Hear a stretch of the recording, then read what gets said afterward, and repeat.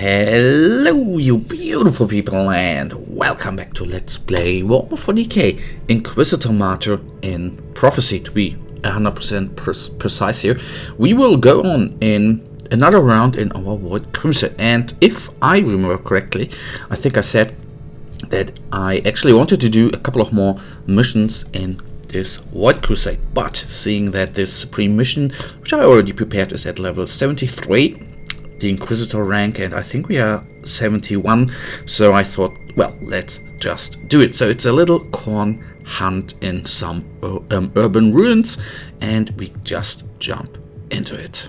And yes, we know.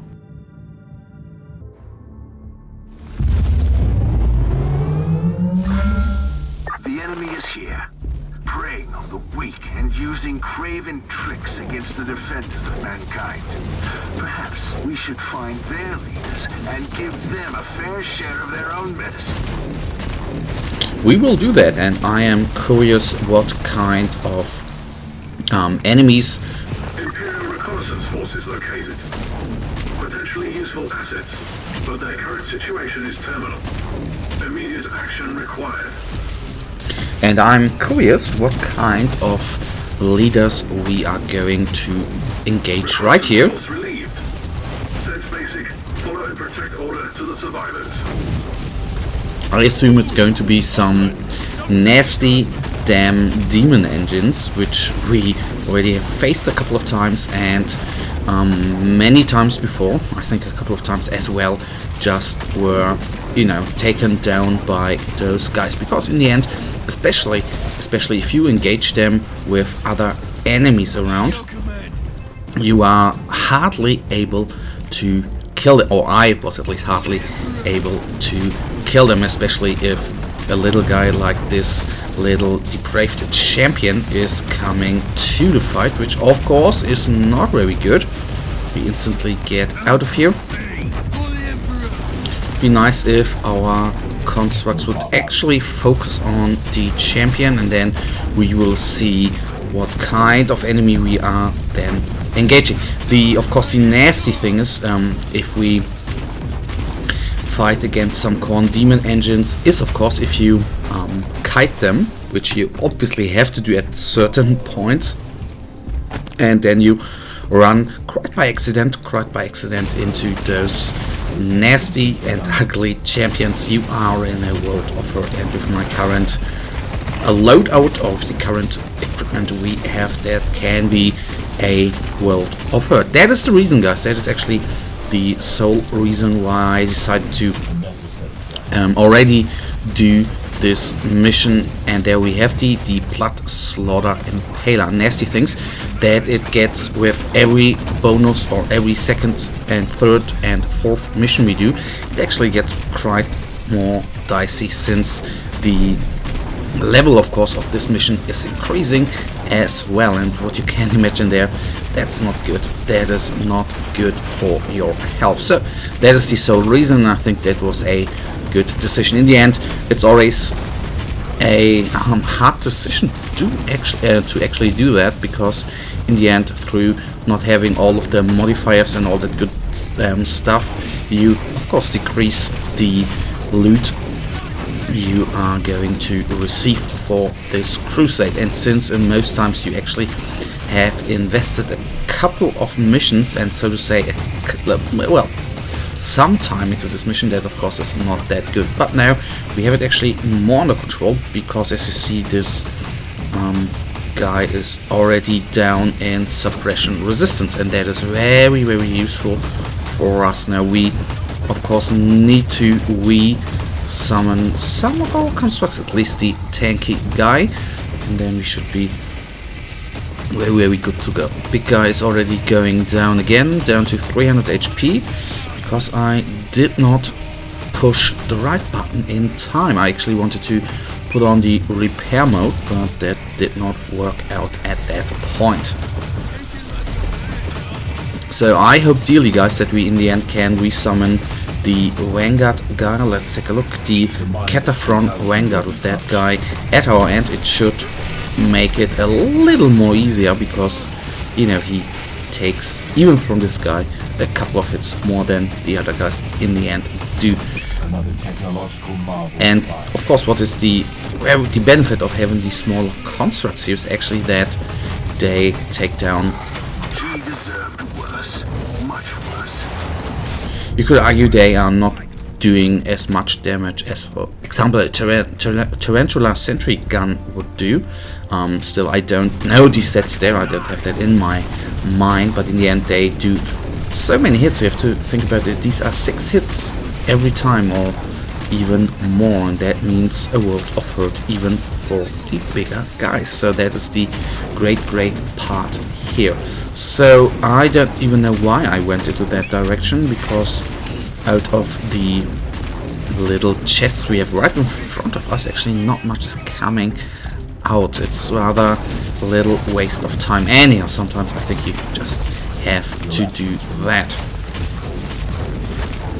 So taking those guys down, and this is of course in this outside world. You've got to love the destructible environment. It is, you know, bringing with those collapsing ruins all the time there so much, in my opinion, to this game.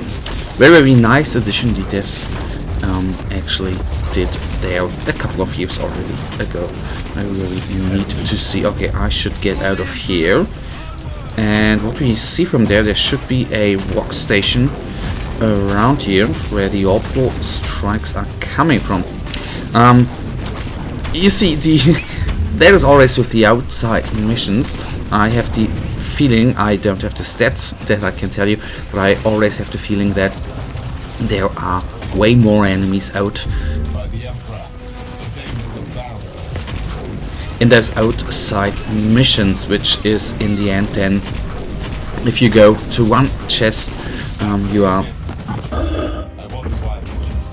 are definitely walking into some more enemies. That is not always a good thing, but in the end you can always argue you clear out the environment for the next engagement with the big guys. Okay, I'm getting out of here. I hope my constructs survive.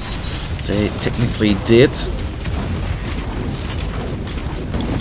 and to be honest, I don't hope that the orbital strike there is still in the real boss fight. That, guys, would mean we are in a lot of... Okay, there we have the Voxcaster, very good and very nice. At one time at least, they were doing friendly fire. I think that as well here, so that's the one thing you can actually use them for, especially if you fight bigger enemies. You can technically use the orbital strike against them, but that is against the big guys there, I think not very good, and you should, with constructs inbound or at your tail, you should definitely take the Voxcaster out, in my opinion. So we are already nearing the 10-minute mark. The good part there is that we are still having to kill 2 enemies, so that means we have a couple of more minutes in front of us. So what I said before about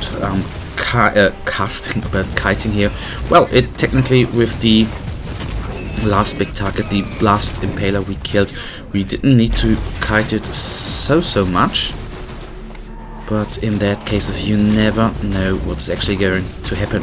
If you have a little bit of bad luck with the aggro, and technically your character is getting the aggro, you definitely have to kite. If you're lucky and he's out of suppression resistance, for example, then you it's actually more easy going than you might think. So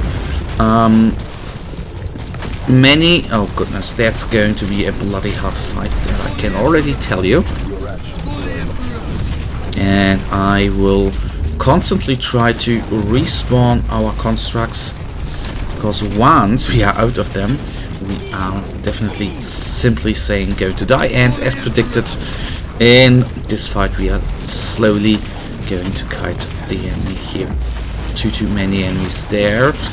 At least that one is down. Oh goodness, there's even a champion in the fray. That is, of course, not what we want, and that makes it harder to actually focus on the real guy, of course.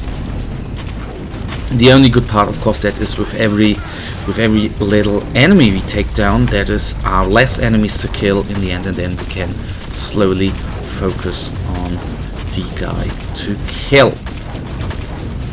The good part would be, of course, if we would take down the Demented Psyker before we receive the aggro, which did, well, nearly work out. Okay, I would like to resummon bots, but I can't. Now we have them, so I focus on the ranged guys, and now we are in a better position, I think, in a way better position. Good. The good part, of course, as well, is that the suppression resistance of the big guy is already down. Well, that is going to help out keep him down to the ground without doing too much damage to us or to our constructs. Ideally, of course, we would summon the Cataphra Vanguard. I think I didn't say that correctly. The Cataphron Vanguard. If you could be able to summon him, that of course would make everything way more easy. But with the current data flux, of goodness, that can go very wrong, very fast. And now he's basically stuck. That's very good until he jumps or just kills us in a good position. So only 20,000 HP remain, and I think he's in the near future, of course, going to do his monster move and jump to us like so. So constructs, please engage him like that. Very good, very nice. And we only have 60,000 HP in front of us, of course, not counting in the other guy, which is still waiting for us in the Fog of War, but it's not that far away, and we have already taken down a couple of enemies in the way. This is very good. Down to 10,000 makes it even more possible right now. Haven't lost too many of inoculators there, and of course the supply refill was very spectacular as well. Okay, good. That nearly went wrong.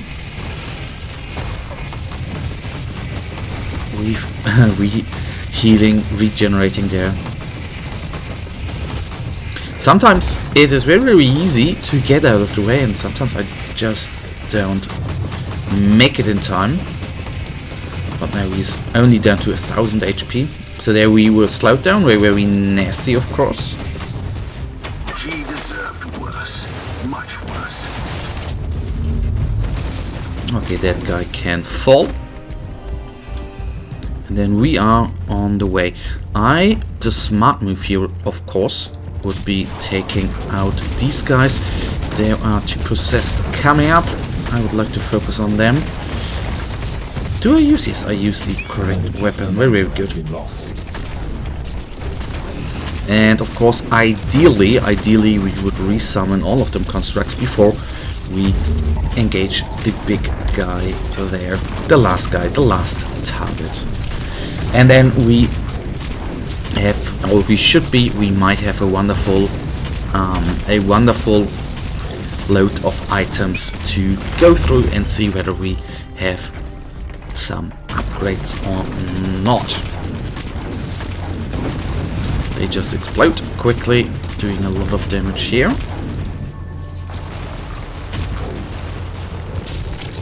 Okay, good. So we can take down this champion, which we would have engaged in the battle with the big guy there, and that would have been a very not ideal situation, considering like it went the last time. Well, we were lucky that he was focusing on some other little constructs, but it was not very ideal. But you can't always see it before you engage the big guy, which we're fighting a lot of enemies on the map. It can sometimes be a little bit of coincidental, and that of course in such a fight is actually not what you want to have. Okay, somehow we are now unlucky. We have the aggro. Don't like that.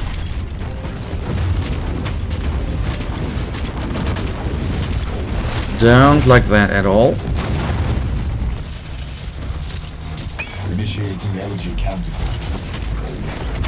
Then let me take those guys down before the other guys come and engage us. Okay, we are now in a very bad spot. We've been surrounded from more than one side. This is not good at all. And I hope dearly, guys, that our inoculators are going to hold. We only have 5 remaining, and I already need to use another one there. But I see the next inoculator refill down the map. Very, very good. And I have the weird feeling that we should do something about the process right there. Because once this guy is down, it is a little easier for us. And that is something, I know, software can be very, very hard to code at times.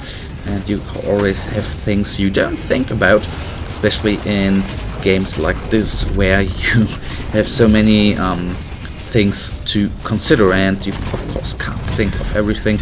But your constructs, your small constructs being stuck there in some ruins, that is very, very not cool overall. So 2 inoculators we still have at hand. We technically can die 2 times at least. We have by now not died yet in this crusade. Well, it were only 3 missions by now, so that is not that hard, but it's always good to be at this spot to only have to take down 1 more enemy and have the safety of being able to die. So only 10,000 HP remain. Oh, the big guy's down, so the repairs did not completely work out. That is of course not very cool. But he is already on cooldown. He's still on cooldown, but is... Well, we basically don't even need to re-summon. Okay, there he is. Basically, would not have been... It would have not oh, good. My English today really sucks hard. You severed the head. Now you can watch the body wander aimlessly until it withers and dies. I want to say we did not need to re-summon him. Glory to the Emperor. It is time to reap the rewards of your crusade, Inquisitor. There must be a teleport beacon nearby. And there we go. Okay, no enemies here at all. And... consumable, supreme, void chest, unknown. Ah, okay, now I get it. With the fragments, they tell you what is inside those boxes. Very, very neat. Okay, so now it's more of a random thing, and that should be it. Okay, open void.